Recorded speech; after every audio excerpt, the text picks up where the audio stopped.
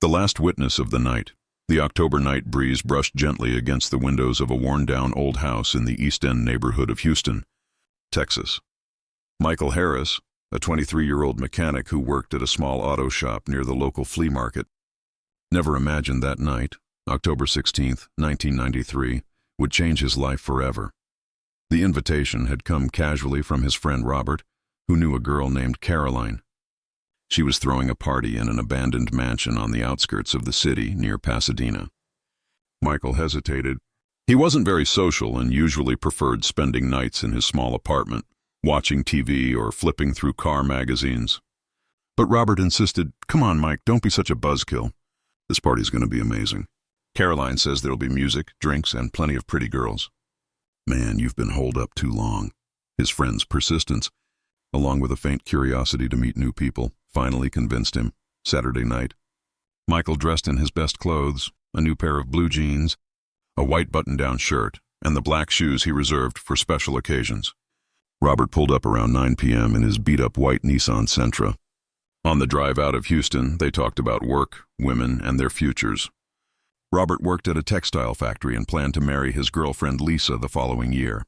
The mansion sat in a semi-rural area surrounded by small farms and open fields. It was a large, old Southern-style house with thick walls and a wide central courtyard. Years earlier, it had belonged to a wealthy family who abandoned it after the patriarch's mysterious death. Locals avoided the place at night, but kids from the city didn't know those stories. By the time they arrived, about 15 people were already gathered in the courtyard. Caroline, a young woman with long curly hair, greeted them with a smile, wearing a striking red dress that contrasted with her tan skin. "I'm so glad you made it." "I was starting to think you weren't coming," she shouted over the music blasting from a large stereo. The music was a mix of rock ballads and pop hits from the 80s and early 90s. Some guests sang along at the top of their lungs. Michael scanned the crowd, a few familiar faces, but mostly strangers. The group was young, between 18 and 25, dressed in everything from sharp suits to casual jeans. The girls wore colorful dresses and heels, the guys mostly button-ups and slacks. Everyone seemed to be having fun, drinking beer and whatever liquor Caroline had managed to get. For the first few hours, the party ran like any other. Michael chatted with new people, danced a couple of slow songs with a girl named Patricia, and drank just enough to loosen up without losing control. Robert got deep into a conversation with some philosophy student from the University of Houston. Laughter bounced off the old walls of the mansion. Around midnight, Caroline suggested exploring the house. "This place has some really interesting rooms," she said with a mischievous smile. The old owner was a collector of antiques. People say he left behind some valuable stuff. The idea excited several guests, especially the younger ones craving adventure. Michael felt a strange knot in his stomach, a sense that this wasn't a good idea, but he didn't want to look like a coward. The group split into smaller teams to search different parts of the mansion. Michael stayed with Robert, Patricia, and 3 others, Charles, a med student, Sandra, a secretary from downtown Houston, and Jack, a local bar musician. They climbed a creaking wooden staircase to the 2nd floor. The upstairs rooms were filled with furniture draped in white sheets that looked like silent ghosts in the dim light. Patricia clung to Michael's arm as they entered the first bedroom, dominated by a massive king-sized bed. Portraits of long-dead faces lined the walls, their painted eyes seeming to follow them. In the next room, they found a library packed with hundreds of old books. Jack pulled one at random and read aloud passages about strange rituals and ceremonies. Charles scoffed, "Creepy old witchcraft crap. The guy who lived here was probably nuts." But Sandra noticed something unsettling. Many books had handwritten notes in the margins, as though someone had studied them obsessively. Michael checked a glass case full of odd objects, black candles, small carved figurines, colorful stones, and cloudy vials of liquid. A chill crawled down his spine. "Let's get out of here," he whispered to Robert. "This place gives me the creeps." But Robert was fascinated by an old map pinned to the wall, marked with strange red symbols. That's when they heard the screams. At first they thought it was just the other groups fooling around downstairs. But the screams grew louder, turning into pure terror that froze the 6 of them in place. Patricia gripped Michael's arm tighter. Sandra trembled visibly. "We better check it out," Charles said.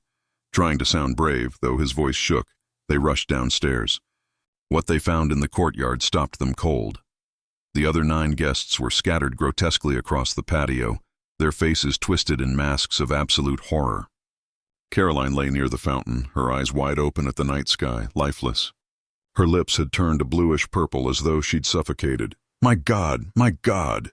Patricia screamed, breaking free from Michael's arm and running to one of the bodies, a boy named Frank, whom she'd talked to earlier. She shook him frantically, but he didn't respond. His skin was ice cold, though they'd only been upstairs 20 minutes.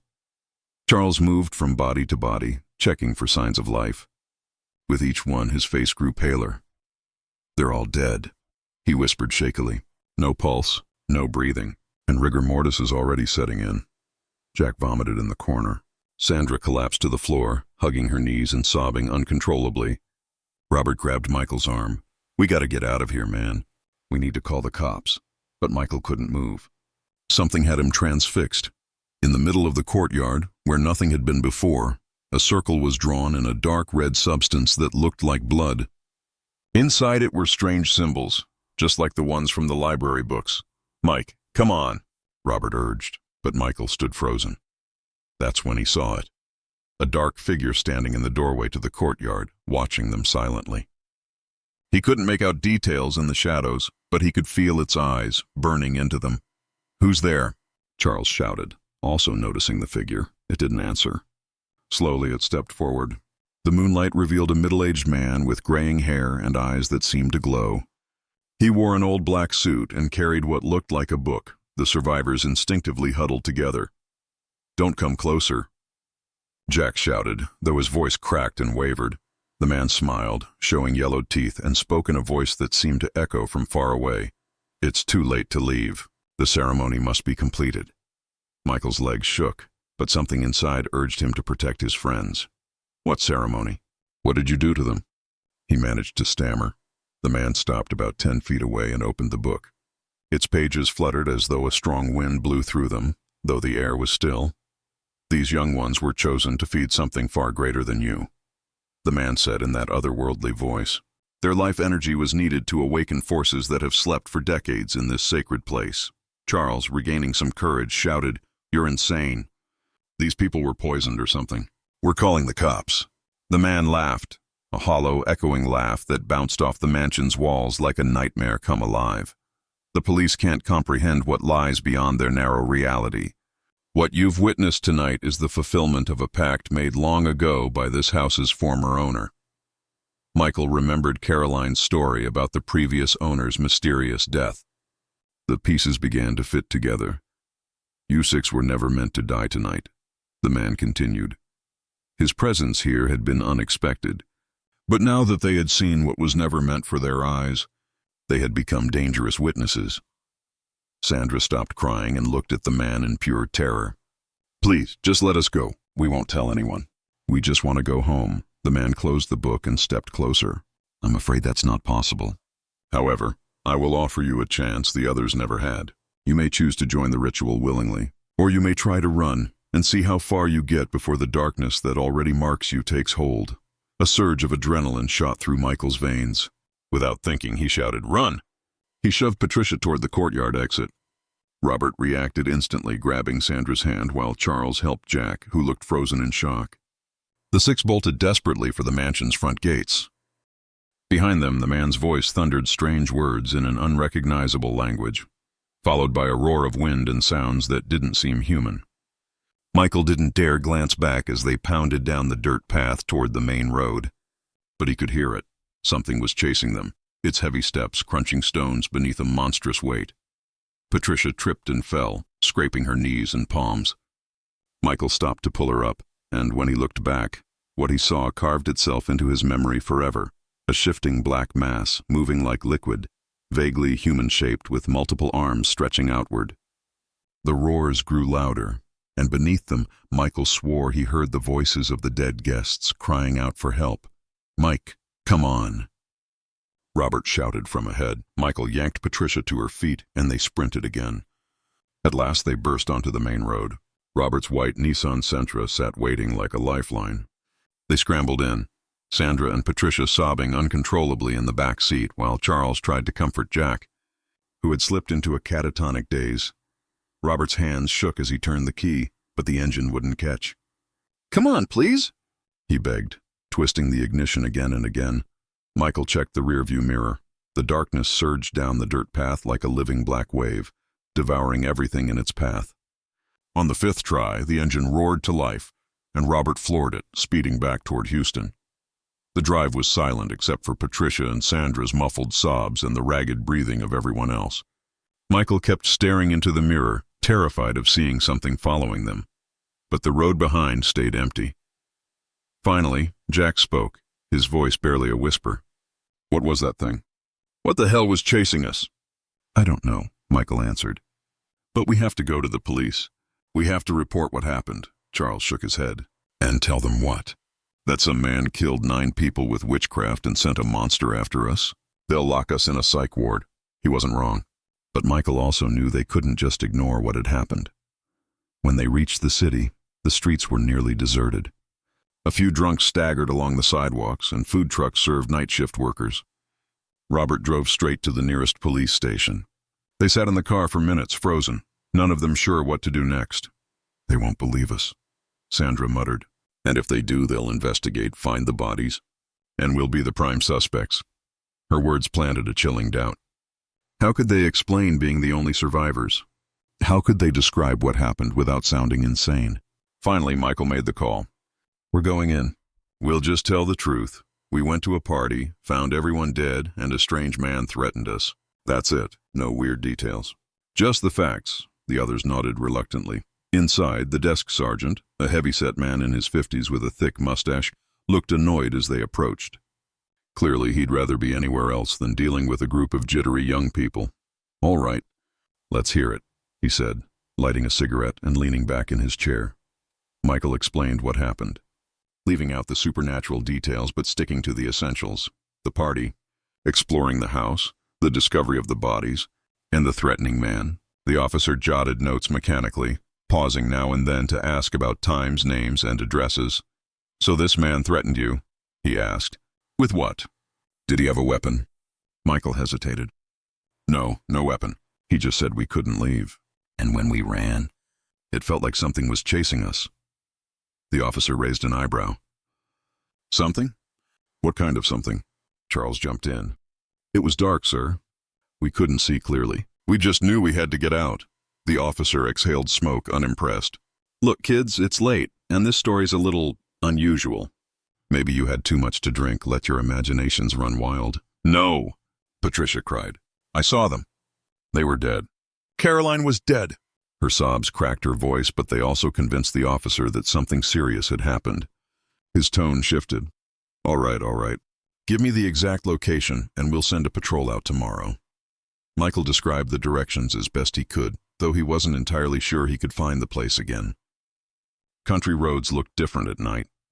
The officer wrote down their personal information and told them to stay available for follow-up questions. When they stepped outside, dawn was breaking. Robert drove each of them home. Michael returned to his small apartment, physically and emotionally drained. But sleep never came. Each time he closed his eyes, he saw the frozen, terrified faces of the dead, and heard that man's sinister laugh. The next day, Michael skipped work. He stayed home waiting for a call from the police. None came. Around 6 that evening, Robert showed up at his door. His exhausted face and dark circles made clear he hadn't slept either. "Any word from the cops?" he asked. Michael shook his head. "I checked on Patricia this morning," Robert continued. "She's a wreck, man. Her mom says she hasn't left her room, just crying all day. I also called Charles. He says he can't get the image of those bodies out of his head." Guilt weighed heavy on Michael's chest. His friends were breaking down, and part of him felt he should have stopped this somehow. "Do you think we should go back?" Michael asked. Robert stared at him like he'd lost his mind. "Are you crazy? Why the hell would we go back there?" Michael couldn't explain it, but something deep inside told him they had to return if they ever wanted to truly understand what happened. That night, he drove alone toward the outskirts of the city in his brother's old Chevy. The roads looked unfamiliar in the dark. After several wrong turns and dead ends, he finally recognized the dirt path. His heart pounded as he approached, but when he reached the spot, He froze. The mansion was gone, where the grand southern house had stood the night before. There was now nothing but an overgrown lot, weeds, crumbling stone foundations, and ruins that looked like they'd been abandoned for decades. Michael stepped out with a flashlight and searched the grounds. He found bits of old stone walls, as though the house had been demolished years ago. But there was no trace of what they'd seen, no bodies, no evidence of a party, nothing at all. "This is impossible," he whispered. He walked to where the central courtyard should have been. Only tall grass and scattered rocks remained. For a moment he wondered if he was losing his mind. Then his beam caught a glimmer in the weeds. He bent down and pulled out a gold chain with a heart-shaped pendant. His hands trembled. He knew it instantly. Caroline had been wearing it that night. Turning it over in the light, he saw the engraving on the back, C.M., Caroline Matthews. Michael returned to the city with more questions than answers. The necklace was proof that what he'd lived was real, but the vanished mansion left him shaken to his core. The next day, he called Robert and asked to meet with the other survivors. They gathered at a public park in Houston, where they felt safer surrounded by people. When Michael showed them the necklace and told them about the mansion's disappearance, their reactions varied. Patricia became hysterical, insisting it had all been real. Charles suggested maybe they'd been at a different house and Michael had gone back to the wrong place. Jack, who had been silent since that night, simply said, "I know what we saw. I know it was real." Sandra pulled out a local Houston paper and showed them there were no reports of 9 young people missing or found dead. If this really happened, she argued, it would already be in the news. But Michael remembered something. Caroline had invited people casually, and most of the guests didn't know each other. It was possible their families hadn't yet noticed their disappearances. Over the following weeks, Michael became obsessed with finding out what had happened. He spent hours in libraries and newspaper archives researching the old mansion and its previous owner. Finally, buried in the Houston Chronicle's 1952 archives, he found an article that chilled him. Texas millionaire dies under mysterious circumstances at his estate. The piece described the death of Mr. Arthur Maddox, a wealthy importer who had built a sprawling estate near Pasadena. According to the report, he'd been found dead in his library, surrounded by books on the occult and strange artifacts. Neighbors reported seeing eerie lights and hearing disturbing noises from the property in the weeks leading up to his death. Michael dug deeper and uncovered even darker details. Maddox had been involved in secret societies and had traveled the world collecting objects and knowledge about ancient rituals. Some articles suggested he'd made pacts with dark forces to gain his wealth, and that his death was the price he paid. The estate had remained abandoned after Maddox's death. His family tried to sell it multiple times, but buyers always backed out after spending a single night there. In 1961, the house was ordered demolished by county authorities after a string of strange incidents reported by nearby residents.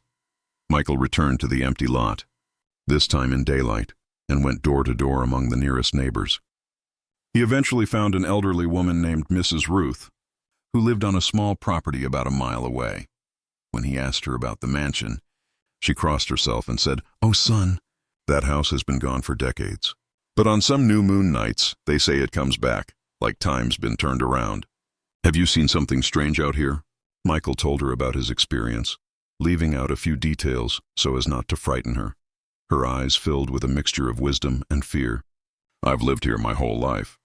I've seen things that can't be explained. That house, it took many souls in its time. We thought tearing it down would end it. But the evil there didn't leave with the bricks and stone." She nodded slowly as he spoke. "This isn't the first time young people have come asking about that place. About 10 years ago, some kids told me they'd gone to a party there and seen horrible things. When they went to the police, no one believed them." "What happened to them?" Michael asked, a sick feeling rising in his gut. Mrs. Ruth sighed deeply. 2 moved away and never came back. Another lost his mind and is still in a hospital.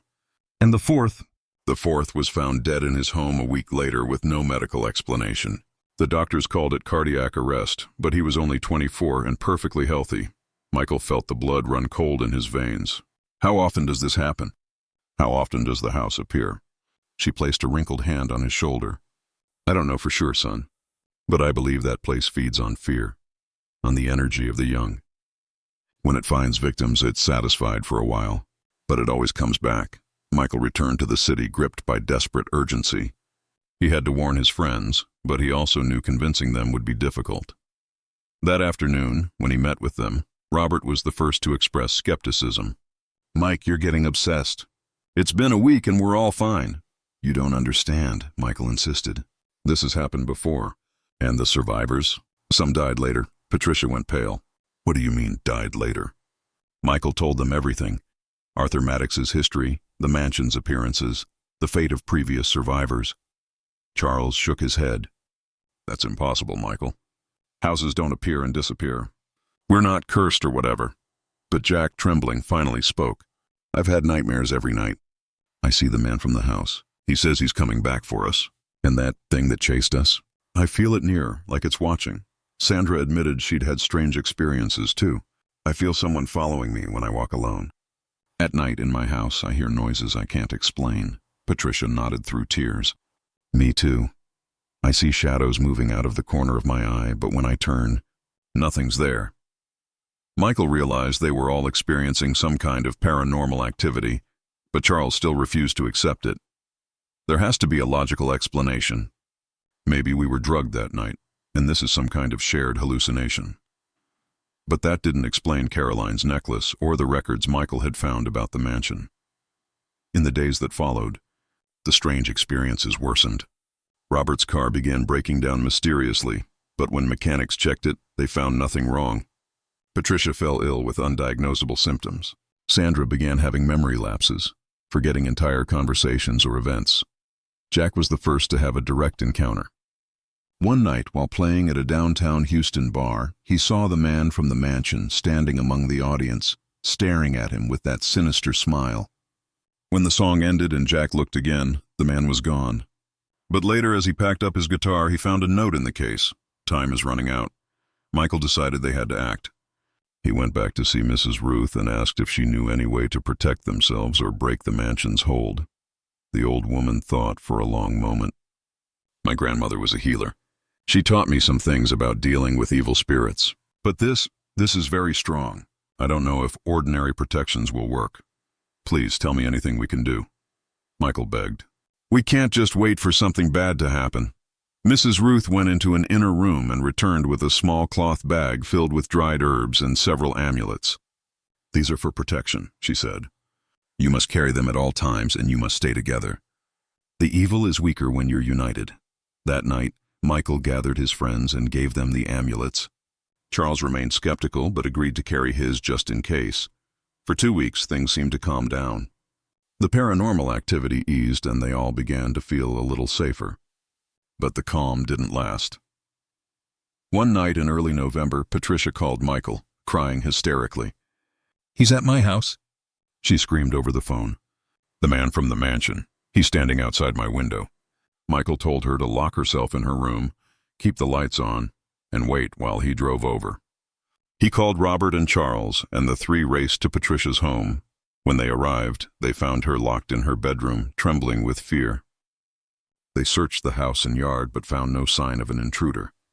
Yet, in the dirt beneath her window, they discovered footprints, old-fashioned shoe prints like from another era. "I think he's hunting us one by one," Patricia whispered to Michael. "First Jack, now me. Who's next?" Michael had no answer, but he knew they had to do something more drastic to protect themselves. The next day, he decided to seek professional help in the paranormal world. Through his sister's friend, Michael got the contact of a man named Father Sebastian, a priest known for helping people with supernatural problems. When Michael called and explained the situation, the priest agreed to meet them that same afternoon. Father Sebastian was about 60, with gray hair and blue eyes that radiated both wisdom and concern. When Michael and his friends told him their full story, including all the strange details they'd left out when talking to the police, the priest listened quietly, without interrupting or showing disbelief. "What you've experienced," he said when they finished, "is more common than you think. Places can be saturated with negative energy, especially where malicious rituals have been performed, or where traumatic deaths occurred. According to church records, Arthur Maddox had involved himself in extremely dangerous occult practices." "Can you help us?" Michael asked. The priest nodded, his expression grave. I can try, but you'll have to take an active part in your own deliverance. And understand, this may get worse before it gets better. Evil entities don't surrender their victims easily. Father Sebastian gave them specific instructions. They were to fast for 3 days, pray daily rosaries, and stay together as much as possible. He also handed them blessed crosses and holy water. On the 4th day we'll perform a protection rite, he explained. But you must know, this requires absolute faith. If any of you waver during the process, you could put the whole group in danger. For 3 days of preparation, the 6 friends were practically inseparable. Robert took time off work. Patricia convinced her family to let her stay at her cousin's place, and everyone gathered at Michael's house from morning to night. Charles, the most skeptical, started to show faith after his own direct encounter. He'd woken in the night with the feeling of being watched, flipped on the light, and saw the silhouette of the mansion's man standing beside his bed. The 4th day arrived with a thunderstorm that had rolled in before dawn. Father Sebastian reached Michael's place at noon, carrying a bag of religious items, incense, blessed candles, sacred oils, and a relic of a saint he said was particularly effective against demonic forces. The storm is a bad sign, he said as he prepared the rite. Entities feed on natural electrical energy, but we can't postpone this. I feel you're in immediate danger. As if to confirm his words, the house lights began to flicker. Father Sebastian arranged the 6 young people in a circle in Michael's living room. He lit candles at precise points around them and burned incense that filled the room with a sweet, heavy scent. Hold hands and do not let go, no matter what happens, he instructed. Repeat the prayers I say, and keep your faith no matter what you see or hear. The ritual began with traditional prayers, but the room's atmosphere changed quickly. The temperature plunged. Their breath showed in pale clouds. The candles guttered, and though the windows were shut, a fierce wind seemed to howl from inside the house. It's here, Father Sebastian murmured. The entity that's been hunting you is here. As if summoned by his words, the man from the mansion appeared in a corner of the room, more solid now, more real, and far more menacing. His eyes glowed with a red light, and his grin revealed knife-edged teeth. You cannot protect them, priest, he said, his voice making the windows vibrate. These young ones are mine. They saw what they should not have seen. They entered my domain and were marked by my power. Father Sebastian continued praying, but Michael could see sweat beading on his brow despite the bitter cold. The entity began circling the group, studying each of them. When he passed before Patricia, she shook violently and whispered nonsense. When he stopped in front of Jack, blood trickled from Jack's nose. Release your hands, the man barked at Michael. Let go and join me willingly, and I will make your death swift. Don't listen. Father Sebastian shouted over the supernatural roar. Stay together. Keep praying. The psychological pressure was crushing. Sandra sobbed uncontrollably, and Robert seemed to fight the urge to let go.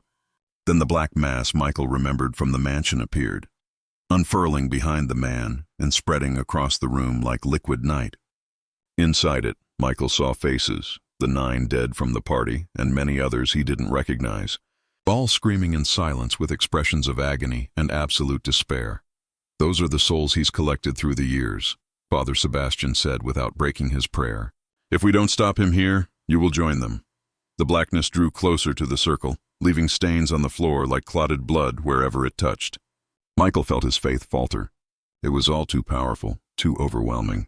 Then he remembered Caroline's necklace in his pocket and thought of all the innocent young people whose lives had been stolen. A righteous anger rose in his chest, burning away the fear. No, Michael shouted in a voice he barely recognized. We will not let you hurt anyone else. His cry seemed to startle both the entity and the priest. Michael's friends looked at him, and in their eyes he saw his own resolve reflected back. One by one they joined their voices to Father Sebastian's prayers, this time with a force and conviction they hadn't found before. Patricia stopped trembling and began the Lord's Prayer clear and strong. Jack wiped the blood from his nose and started to sing a hymn he'd learned as a child. Charles, the skeptic, shut his eyes and poured all his will into rejecting the presence. The black mass halted inches from the circle, as though hitting an invisible barrier.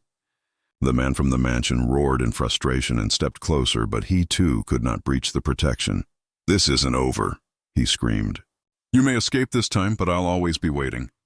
I'll always be watching. Father Sebastian launched into a prayer of banishment in Latin, and the room filled with a bright light that poured from the candles and expanded into a golden sphere around them. The entity and the black mass began to fade, not without unleashing shrieks of rage that sounded like 1,000 damned souls howling. Gradually, the room's temperature returned to normal. The unnatural wind ceased and the light steadied. The 6 friends kept their hands locked for several more minutes until Father Sebastian told them it was safe to separate. "Is it gone?" Patricia asked, her voice shaking. Father Sebastian wiped his forehead with a handkerchief and nodded slowly.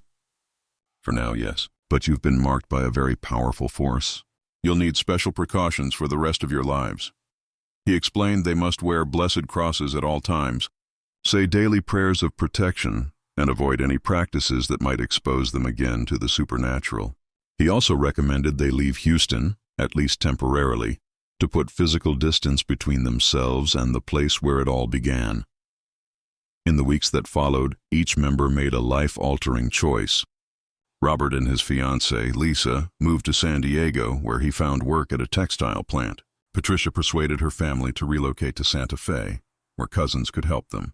Charles finished medical school and moved to New York City for his residency. Sandra headed to Los Angeles to live with an aunt who'd invited her for years. Jack left music and entered the seminary, feeling called after what he'd survived. Michael alone stayed in Houston, but he moved to a completely different neighborhood and changed jobs. Years passed without any significant paranormal events. They kept in touch by phone now and then, but agreed not to meet in person so as not to concentrate their energy and draw unwanted attention. Michael married a woman named Laura he met at work and had 2 children. Gradually, the mansion became something that felt like it belonged to another life. But in October 2003, exactly 10 years later, Michael received a call that changed everything. It was Robert, and terror rattled his voice. "Mike, man, you have to help me." "He's back. The man from the mansion is back." Robert said the old nightmares had returned and he'd seen the man standing outside his house in San Diego. Michael immediately reached out to the others. Patricia said strange things had started in Santa Fe. Charles reported from New York that mysterious notes had appeared in his clinic. Sandra from Los Angeles said she constantly felt someone following her. Only Jack, now Father Jack serving a rural parish, reported no paranormal experiences. "My faith has protected me," he said during their conference call, "but I think the entity has come back stronger. 10 years have given it time to gather more power." Michael realized they couldn't handle this alone. He convinced them to regroup in Houston and seek Father Sebastian's help. But when they arrived at the parish where he'd served, they learned he had died 2 years earlier, taking with him his knowledge of dealing with such entities. Desperate, they searched elsewhere. Finally, an elderly healer from Pasadena told them something that froze their blood. "The entity's power follows 10-year cycles," the old healer said. "Each decade it must renew its pact by feeding on new victims. You escaped once, but now it's come back to claim you, and after 10 years it's far stronger.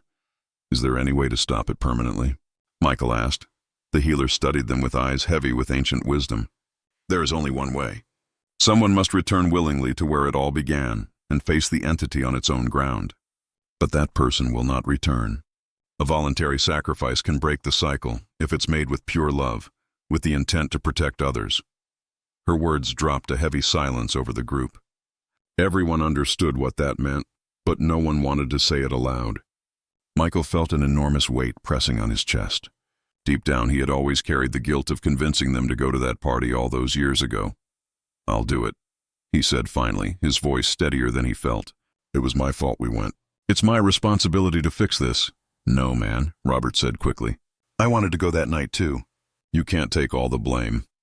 One by one, each friend volunteered, which only made the decision harder. Patricia, now the mother of a young daughter, spoke with urgency. "Someone has to do it soon. Last night I saw him standing by my baby's crib. If we don't end this, it's going to go after our families." Her words hit them hard. They were no longer just kids. They had wives, children, lives far bigger than themselves. After hours of agonizing debate, they made the only fair decision. They would draw lots. Whoever was chosen would return to the mansion's grounds to face the entity. It meant condemning one of their closest friends to death, but there was no other way. Michael wrote their 6 names on slips of paper and placed them in a bag. With trembling hands, each drew one. When they unfolded them, 5 slips bore the name Michael. The 6th, the one he'd pulled, read simply, "The Chosen." "You rigged it," Charles accused. "You set it up to take your name." Michael shook his head, though in his heart he knew he had secretly wished for it. For 10 years he had carried the guilt of that night, and now he had a chance to redeem it, to protect the others and their families. The next few days were the hardest of his life. He had to explain to his wife, Laura, what he was about to do without telling her the whole truth. He said it was a business trip, one he might not return from, and handed her all his savings and important documents. She didn't fully understand, but she sensed something terrible was happening. Michael spent precious time with his children, 8-year-old Alex and 5-year-old Sophie. He took them to the park, played games, read bedtime stories, and tried to give them beautiful memories to hold on to after he was gone. Each moment was bittersweet, knowing it could be the last. On the night of October 16th, 2003, exactly 10 years to the day, Michael drove alone to the vacant lot where the mansion had once stood. His 5 friends begged to come, but he insisted they stay away for their own safety. He carried with him Caroline's necklace, which he'd kept all those years as a reminder of what had happened. When he arrived, the mansion was there, solid, looming, more sinister than ever. Its windows glowed blood red, and disturbing sounds spilled from inside. Michael walked slowly toward the entrance, each step feeling like it could be his last. His legs shook, but his resolve was unbreakable. He was doing this for his friends, for their families, and for all the innocent young lives stolen by this cursed place. In the central courtyard, the man from the mansion was waiting. He looked more powerful than ever, taller, with eyes burning like coals and a presence that filled the space. "I knew you'd return," he said, his voice echoing like it came from the pit of hell. "I knew your guilt would bring you back to me." "I've come willingly," Michael replied, surprised at the strength in his own voice. "I've come to make a deal. Take my life, but leave my friends and their families alone, forever." The man laughed, the same terrible laugh that haunted Michael's nightmares. "Why should I agree? They're already marked. In time, they'll all be mine." Michael pulled out Caroline's necklace and held it high. "Because I'm different from the others. I came back by choice, with love in my heart instead of fear. That's a power you can't control." For the first time, uncertainty flickered across the entity's face. "Pure love can break old pacts," Michael continued, recalling the healer's words, "and my love for my friends and family is stronger than your power." He began praying, not the formal prayers he'd learned from Father Sebastian, but a prayer straight from his soul, asking protection for everyone he loved. The mansion trembled. The red glow from its windows grew brighter. "Silence," the entity roared. "Your love means nothing here." "This is my domain!" But Michael could see it weakening. The black mass appeared again, but this time it looked thinner, less solid.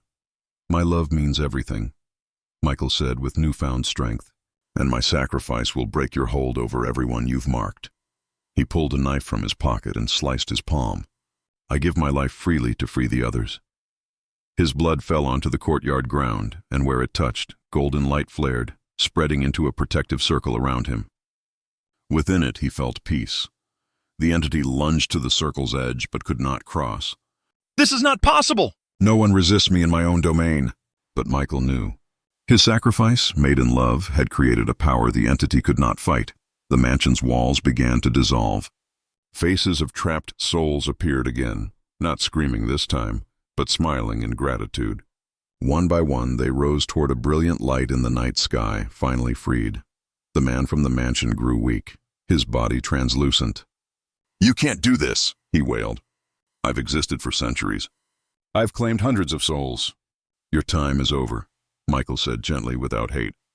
"You can't hurt anyone anymore." With one last roar of rage, the entity vanished.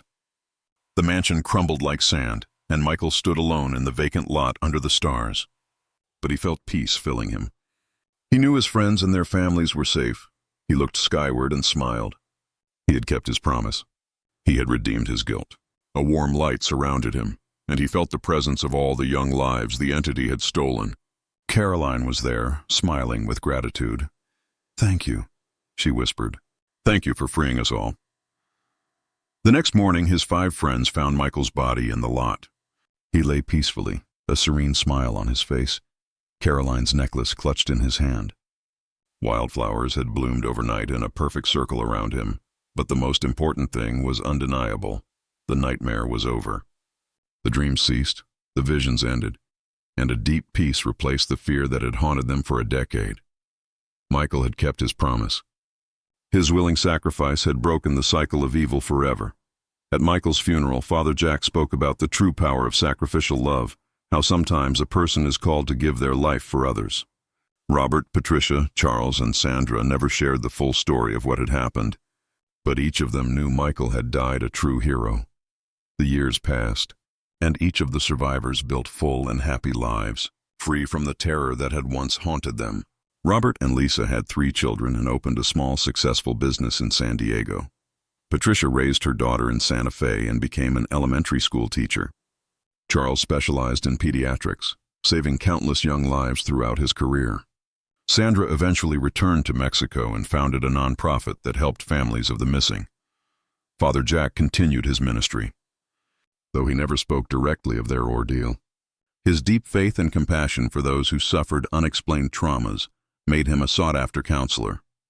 Every year, on the anniversary of Michael's death, the 5 gathered at his grave to thank him for his sacrifice. On his headstone, they had carved a simple, powerful inscription: Michael Harris, a true friend who gave his life for love. Beneath it was a phrase he had repeated often in his final days. True love knows no limits, not even death. The mansion never returned to the vacant lot. Over the years, nature reclaimed the ground, transforming it into a small grove of wildflowers and fruit trees. Locals began calling it Michael's Garden, a place of peace where families picnicked and young people gathered to play music. Mrs. Ruth lived to be 95. She often told her grandchildren the story of the brave young man who sacrificed his life to save his friends and free the trapped souls. "That boy understood something many never learn," she would say. "That true love is stronger than any evil, and sometimes the bravest act is to give your life for others." 30 years after that fateful October night, the 5 survivors, now elderly, with children and grandchildren of their own, met one last time in Michael's garden. Robert, his hair silver but his eyes still bright, brought fresh flowers to the spot where his friend had died. Patricia, now a school principal, told her children the story of Michael and how his act of love had saved their family. Charles, retired after a distinguished medical career, reflected on the countless young lives he'd been able to save because of Michael's sacrifice. Sandra, having returned from the U.S. with a wider perspective, had written a book about their experience, changing names and details for privacy. She donated all the proceeds to organizations helping families of the disappeared. Father Jack, now a respected elder priest, had performed hundreds of weddings, baptisms, and funerals, always reminding others that life was a sacred gift to be cherished. As they stood together in the garden, surrounded by the beauty that had grown where so much evil once lurked, they all felt Michael's presence. It wasn't supernatural or frightening like in their youth, but something warm and comforting, like the embrace of a beloved friend. "Do you think he can see us?" Patricia asked, tears in her eyes. Father Jack smiled, placing a hand on her shoulder. "I'm sure of it. And I'm sure he's proud of the lives we've lived, the families we've raised, and the good we've done in this world." Robert added, "He gave us a second chance at life. The best way to honor him is to make sure we use that chance to make the world better." And that was how the story of the last witness to the night of 1993 ended. Not in horror, not in fear, but in love, gratitude, and the deep understanding that some sacrifices outlast death, sending ripples of good through generations. The land where Arthur Maddox's mansion once stood became a symbol of hope and renewal. Families from Houston and nearby communities adopted Michael's Garden as a sacred place to celebrate life, love, and the courage of those willing to give everything to protect others. And on quiet October nights, when the breeze drifts softly through the trees, visitors sometimes report hearing the sound of young laughter and faint music, like somewhere beyond time. Michael and all the souls once lost to that mansion had finally found the eternal celebration they'd been searching for, a feast of life, love, and redemption that will last forever.